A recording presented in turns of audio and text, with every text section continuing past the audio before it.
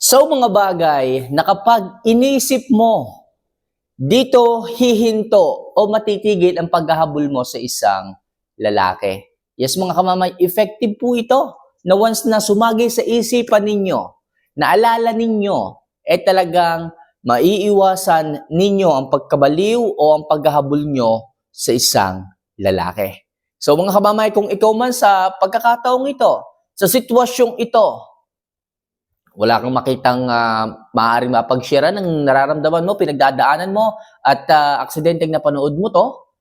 Okay? Kung ikaw man ngayon ay nasa sitwasyon na kahit anong gawin mo sa sarili mo, hindi mo alam kung bakit habol ka ng habol sa kanya. Gustuhin mo mang itigil ang kabaliwan mo sa kanya pero hindi mo magawa. Yung tipong parang hindi mo kayang makasurvive sa araw-araw.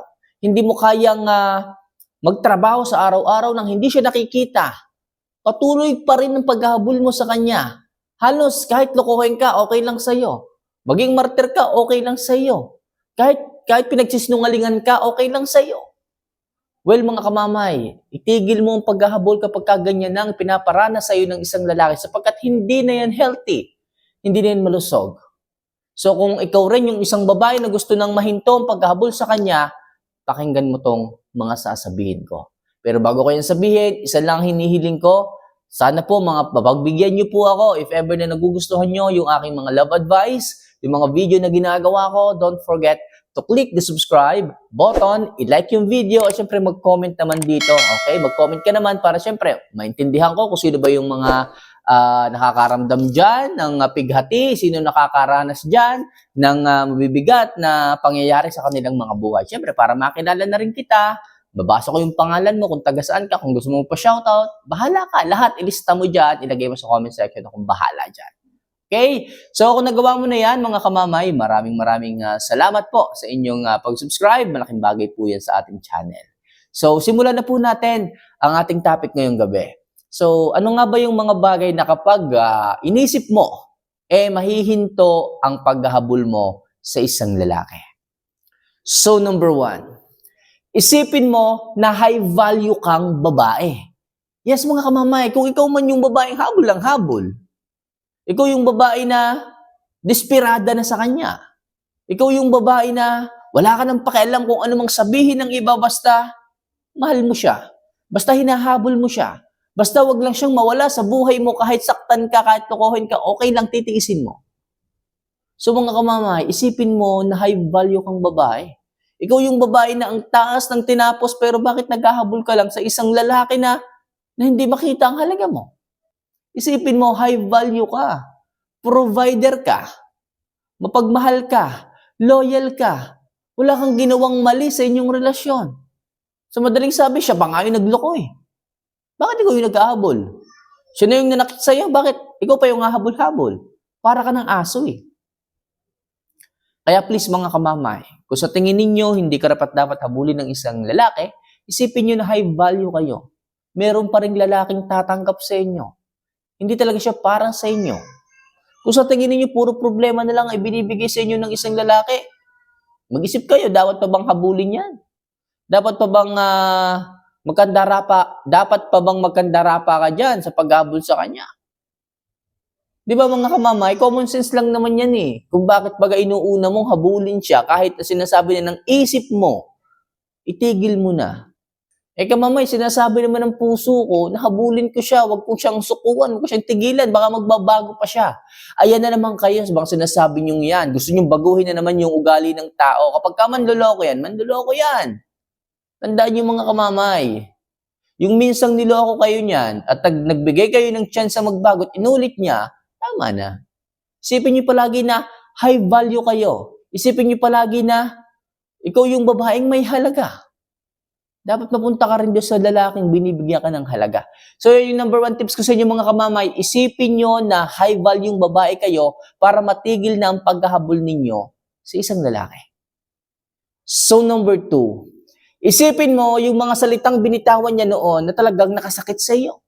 Yes mga kamamay. Habol ka ng habol. Ang sasakit na nga nung mga salitang binitawan niya sa iyo noon, andiyan ka pa rin. Sinabihan ka na nga na hindi niya makita ang masayang buhay sa iyo, nandiyan ka pa rin. Bakit hindi ka matauhan? Bakit habol ka pa rin ng habol? Anong problema? Matalino ka naman. Cum laude ka naman. Pero bakit hindi mo yun maintindihan? Mga kamamay, isipin mo palagi kung ano yung mga masasakit na sinabi niya sa noon. Kasi hindi naman niya sasabihin yun kung hindi totoo eh. Hindi naman niya yun bibitawan kung hindi naman totoo. Kaya please, ako nagsasabi sa inyo, maawa kayo sa inyong sarili, bigyan niyo ng respeto, kaya hindi kayo nire-respeto ng isang lalaki, kasi irespeto, hindi niyo mabigay sa inyong sarili. Kaya ngayon pa lang mga kamamay, kung sinabihan kayo ng ganyan, matuto kayo makinig. Isipin niyo palagi yung mga pangmamaliit na sinabi niya sa noon. Para matauhan ka, para magising ka. Sa parang yan, titigil ka sa paghahabol sa kanya. Titigil ka sa paghahabol sa isang maling tao. At kalaunan, magiging masaya ka. Magiging happy, magiging satisfied sa mga ginawa mong desisyon. Hindi mo pagsisihan na hindi ka naghabol sa kanya. Okay? So next, isipin mo na mas mahalaga ang ugali kaysa sa itsura ng isang tao. Karamihan ng mga kababaihan, kaya ayaw bumitaw. Kaya ayaw sumuko. Kahit sabihin nilang ayaw na nila, patuloy pa rin sa pagkapit. Halos 5 taon na simula nung sinabi niya yon.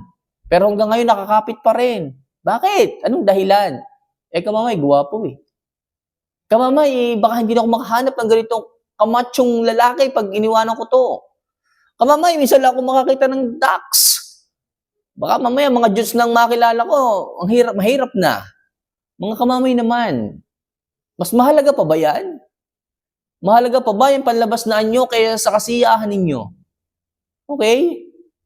Masaya pa ba na mas pinili ninyo na gwapo yung partner ninyo tapos binubugbog naman kayo? Mga kamamay, isipin nyo palagi na mas mahalaga ang ugali kesa sa itsura sa panlabas na anyo na kahit na sino man. Yan ang pag-ibig. Baka pagnanasa na lamang eh. Ang dahilan kung bakit kumakapit kayo at hindi bumitaw-bitaw. Dahil dyan sa mga nakikita ninyo, dahil dyan sa mga dahilan ninyo na sinasabi sa akin. Kaya please, isipin nyo kung gusto nyo huminto ang paghabol nyo sa isang lalaki, isipin nyo na mas mahalaga ang ugali kesa sa itsura. Okay? So malinaw tayo dyan mga kamamaya, isipin nyo yan. So next, isipin mo na magiging low value kang babae oras na maghabol ka sa kanya. Yes mga kamamay, pagiging low value naman talaga eh. Pagiging low value naman talaga ang paghahabol sa isang lalaki. Bakit? Ikaw na yung niloko. Ikaw na yung sinaktan. Ikaw pa yung maghahabol. Iniyo mo ng lahat. Ikaw na yung niloko. Ikaw na yung pinagtaksilan. Ikaw na yung pinagselos. Ikaw pa yung maghahabol. Ikaw na yung martir. Ikaw na yung marupok. Isipin mo mga kamamay. Yung respeto, ibigay mo sa sarili mo. Hindi mo kailangang hilingin sa lalaki na respeto ka. Irerespeto ka niyang kusa kung nakikita niya na may respeto ka sa sarili mo. Kabamay, ano bang respeto ang ibibigay ko sa sarili ko? Paano ba yan? Ang ibig kong sabihin dito, kung sa tingin mo, hindi ka na napapahalagahan, hindi ka na minamahal at hindi mo na maramdaman, lumayo ka. Enough is enough. Tama na, lumayo ka. Unahin mo yung sarili mo. Yun ang pagbibigay ng respeto at pagmamahal at paggalang. Pag kaya mong lumayo, iwanan siya. Kapag sinasaktan ka, doon makikita ng isang lalaki ang halaga mo. Makikita niya na, yung babae pa lang yon, kaya pala akong iwanan. Yung babae pa lang yon, kayang unahing mahalin ang sarili at hindi maging loko sa akin, hindi maging baliw sa akin. Doon makikita ng isang lalaki ang halaga mo at doon kanya hahabulin.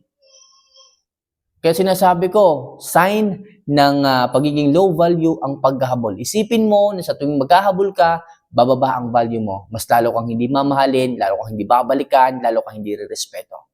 Okay, so mahalaga yun mga kamamay. Isipin mo yon. Para sa ganon, ang isang lalaki ay mas pahalagahan ka. At ikaw, pag inisip mo yon, hindi ka na maghahabol sa kanya. And last, kapag inisip mo na mag-no contact rule sa kanya, yes, mga kamamay. Kapag inisip mo na lumayo sa kanya, hindi na magparamdam, diyan mag-i-start na hindi ka na maghabol. Kapag panatag na yung loob mo na lumayo, kapag pinili mo talaga na hindi na magparamdam, doon pa lang mapipigilan ng sarili mo na hindi na maghabol sa kanya. Kasi sasabihin mo, tama na. Tama na. Masyado ka nang naubos. mag-no contact rule ka na.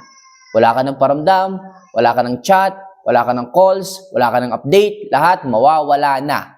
At kasabay noon, unti-unti nang mawawala ang paghahabol mo sa kanya. At sa paraang yon, magtataka, magtatanong, maghahabol ang isang lalaki. Mababaliktad ang sitwasyon. Siya naman ang maghahabol dahil bigla kang nawala.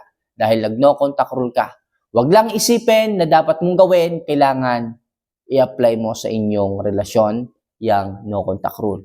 So ilang muna sa ngayon mga kamamay, mga bagay na kailangan yung isipin upang sa ganon, maiwasan mo na ang paghahabol sa isang maling tao o sa isang lalaki. For more video and love advice, nakagaya nito mga kamamay, silang hinihiling ko, don't forget to click the subscribe button, i-like yung video, at mag-comment ka dito. So mahal ko po kayo. See you for our next vlog. Paalam.